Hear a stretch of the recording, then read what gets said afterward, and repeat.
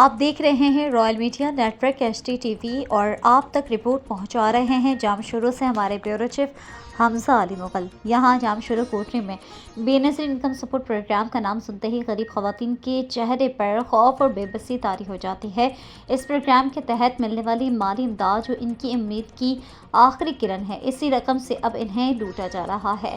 ذرائع کے مطابق ڈیوائس ہولڈرز یا آپریٹرز ہر مستحق خاتون سے 1 سے 2,000 روپے تک غیر قانونی کٹوتی کر رہے ہیں۔ احتجاج کرنے پر اگلی قسط بند کرنے یا پوری رقم روکنے کی دھمکیاں۔ رپورٹر المیہ یہ ہے کہ بار بار کی گئی شکایات کے باوجود BISP کے متعلق عملدار ضلع انتظامیہ اور پولیس ایک خاموش تماشائی بنی ہوئی ہے۔ نہ کوئی تحقیقات ہے، نہ کوئی کارروائی۔